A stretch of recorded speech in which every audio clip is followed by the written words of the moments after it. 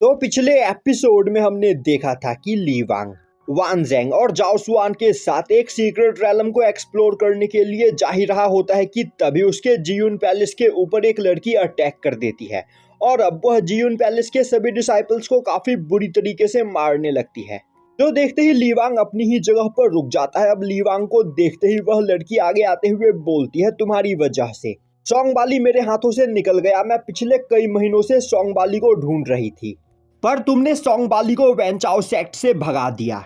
तो मुझे बताओ कि आखिर सोंग बाली कहां पर है, वरना मैं तुम्हारे इस पूरे जियून पैलेस को डिस्ट्रॉय कर दूंगी। यह सुनते ही जाओ सुआन को काफी ज्यादा गुस्सा आता है और अब वह बोलता है, बेवकूफ, अपनी जुबान संभाल कर बात करो। मेरे मास्टर बस अपने एक ही अटैक में तुम्हारी पूरी बॉडी को डिस्ट्रॉय कर सकते हैं। दूसरी ओर ली वांग सोच रहा होता है, अगर यह लड़की सोंग बाली की लवर है तब तो इसे पहले से ही सोंग बाली के लोकेशन के बारे में पता होना चाहिए था, पर आखिर यह मुझसे सोंग बाली के लोकेशन के बारे में क्यों पूछ रही है। अभी जाओ सुआन अपने स्वॉर्ड को बाहर निकालते हुए उस लड़की के ऊपर अटैक कर देता है, पर वह लड़की अपने एक ही अटैक में जाओ सुआन के स्वॉर्ड को तोड़ देती है। जो देखते ही जाओ सुआन गुस्से में अपनी पावर को रिलीज करते हुए कई सारे स्पिरिचुअल स्वॉर्ड्स को समन करते हुए उनसे उस लड़की के ऊपर अटैक करता है, पर तभी वह लड़की अपने पास से डुअल स्वॉर्ड्स को बाहर निकालते हुए काफी आसानी से जाओ सुआन के सभी स्पिरिचुअल स्वॉर्ड्स को भी डिस्ट्रॉय कर देती है। और अब वह जाओ सुआन के ऊपर अटैक करने के लिए आगे बढ़ती है, पर तभी ली वांग जाओ सुआन के चारों ओर एक बैरियर बनाते हुए उस लड़की के अटैक को ब्लॉक कर लेता है और बोलता है, जाओ सुआन,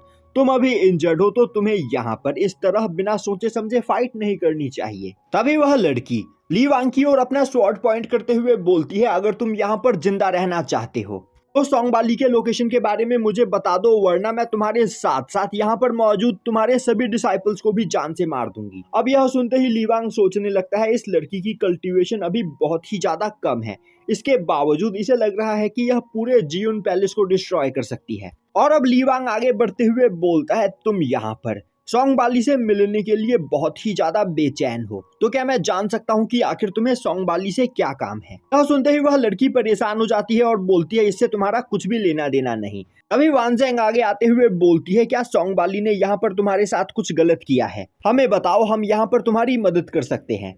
अब यह सुनते ही वह लड़की काफी ज्यादा गुस्सा हो जाती है, जो देखते ही ली वांग सोचने लगता है, जरूर सोंग बाली ने यहाँ पर कुछ किया है जिसे लेकर यह लड़की यहाँ पर काफी ज्यादा गुस्सा है, तो मुझे यहाँ पर इसका फायदा उठाना चाहिए। यह सोचते हुए वह बोलता है, सोंग बाली सच में एक बहुत बड़ा कमीना है, उसने यहाँ पर वान ज़ेंग को भी धोखा दिया और इसका फायदा उठाने की कोशिश की, तो क्या सोंग बाली ने तुम्हारे साथ भी कुछ ऐसा ही किया है। अब वह लड़की गुस्से में बोलती है, सोंग बाली सच में बहुत बड़ा कमीना है। आज से कुछ महीनों पहले ची डिविएशन की वजह से जब वह अनकॉन्शियस हो गई थी, तब अनकॉन्शियस हालत में सोंग बाली ने उसका फायदा उठाया। यह सुनकर वान ज़ेंग को काफी ज्यादा गुस्सा आता है और अब वह बोलती है, मास्टर ली वांग, हमें सोंग बाली को जिंदा नहीं छोड़ना चाहिए। सोंग बाली एक घटिया इंसान है, तो वह यहाँ पर मरना डिजर्व करता है। यह सुनते ही वह लड़की गुस्सा हो जाती है और बोलती है, सोंग बाली को मेरे अलावा कोई दूसरा हाथ नहीं लगा सकता है, सोंग बाली को यहाँ पर मैं खुद अपने ही हाथों से मारूंगी।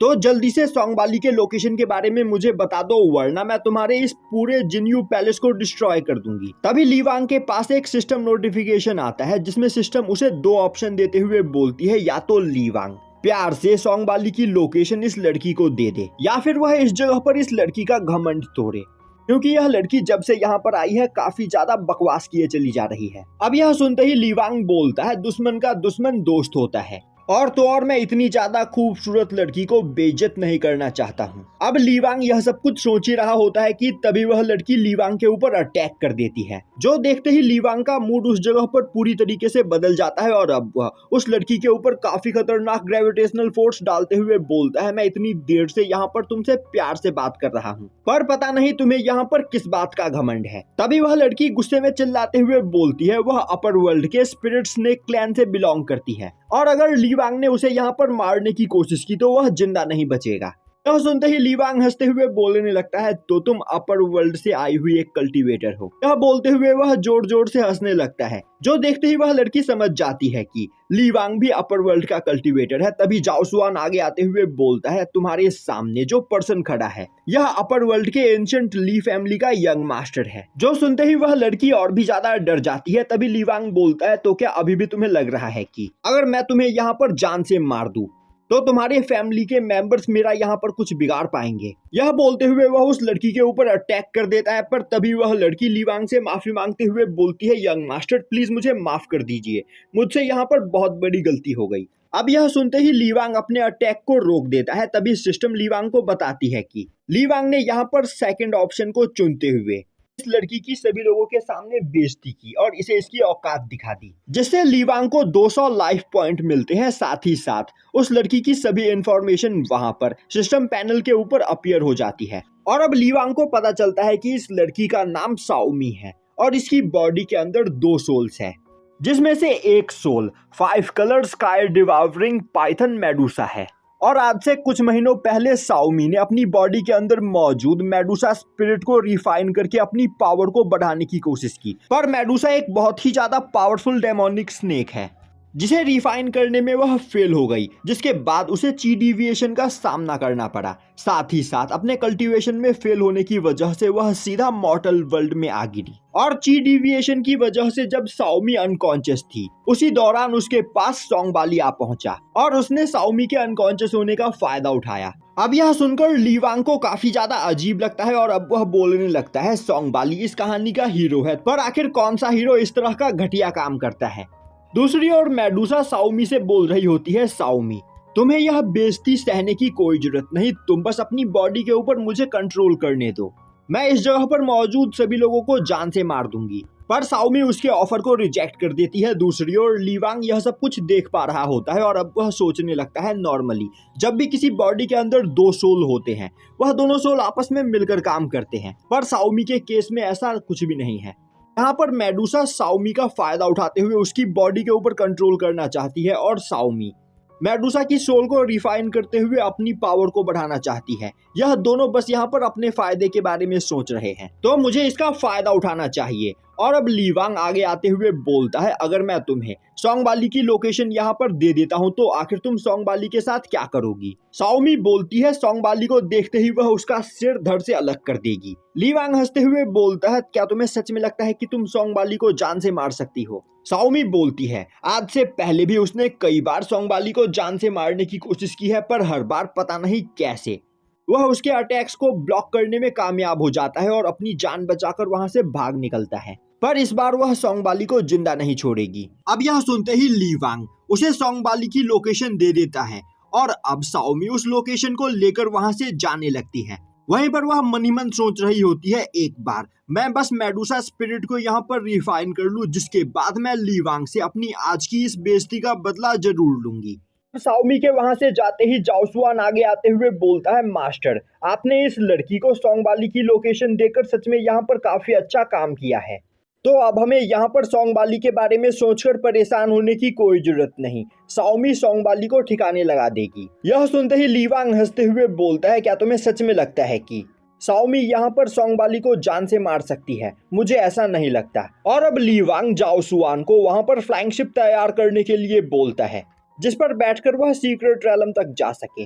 अब सीन शिफ्ट होता है और हमें वह जगह दिखाई जाती है जहां पर वह सीक्रेट रैलम अपीयर होने वाला होता है। वहीं पर सोंगबाली खड़ा होकर उस सीक्रेट रैलम के पोर्टल खुलने का इंतजार कर रहा होता है। वहीं पर वह मन ही मन बोल रहा होता है, बस 3 दिन और, 3 दिन के बाद इस सीक्रेट रैलम का पोर्टल यहाँ पर खुल जाएगा, जिसके बाद इस सीक्रेट रैलम के अंदर मौजूद सभी इनहेरिटेंस को रिफाइन करके मेरी पावर काफी ज्यादा बढ़ जाएगी और पावरफुल बनने के बाद मैं ली वांग को उसकी औकात दिखाऊंगा। यह बोलते हुए वह अपने बगल में मौजूद एक ट्री को पंच करता है और अब वह वहां पर अपने मास्टर से बात करने की कोशिश करने लगता है, पर उसके मास्टर वहां पर उसका कोई भी जवाब नहीं दे पा रहे होते हैं, क्योंकि सोंगबाली को कैद खाने से आजाद करवाने के चक्कर में उसके मास्टर की काफी ज्यादा पावर खर्च हो चुकी होती है। पर सोंगबाली को लग रहा होता है कि उसके मास्टर उसे यहाँ पर इग्नोर कर रहे हैं।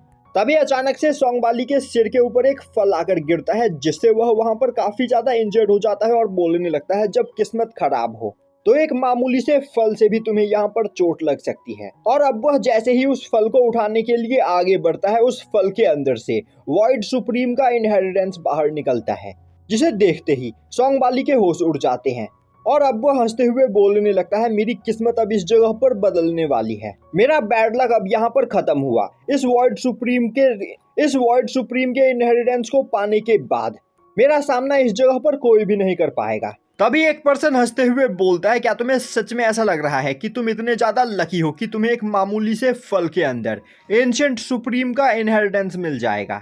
वह फल मेरा है तो उसे मेरे हवाले कर दो। यह बोलते हुए वह सोंगबाली के ऊपर अटैक कर देता है, पर सोंगबाली उसके सभी अटैक्स को डॉज कर लेता है। तभी उस जगह पर एक दूसरा पर्सन आ पहुंचता है और अब वह सोंगबाली से बोलता है, वह फल मेरा है तो उसे दूसरे पर्सन को देने के बारे में सोचना भी मत। और अब हमें बताया जाता है कि यह दोनों पर्सन व्हाइट सुप्रीम के इनहेरिटेंस के लिए फाइट कर रहे थे, तभी इनके हाथ से यह फल छूटकर सोंगबाली के पास आ गिरा और अब वह दूसरा पर्सन अटैक करते हुए सोंगबाली को वहां पर काफी बुरी तरीके से इंजर्ड कर देता है, जो देखते ही सोंगबाली मदद के लिए अपने मास्टर को बुलाने लगता है, पर उसके मास्टर बहुत ही ज्यादा इंजर्ड होते हैं, जिस वजह से वह सोंगबाली की मदद करने के लिए उस जगह पर नहीं आ पाते हैं। तभी वह दोनों पर्सन एक साथ सोंगबाली के ऊपर अटैक कर देते हैं, जो देखते ही सोंगबाली काफी ज्यादा डर जाता है और सोचने लगता है, आज यहाँ पर मेरा मरना तय है। तभी उस जगह पर साओमी आ पहुंचती है और अब वह अपने एक ही अटैक में उन दोनों के अटैक्स को डिस्ट्रॉय कर देती है और बोलती है, सोंगबाली मेरा शिकार है। और अब वह सोंगबाली की ओर देखते हुए शर्माने लगती है। तभी सोंगबाली उसकी ओर हाथ आगे बढ़ाता है।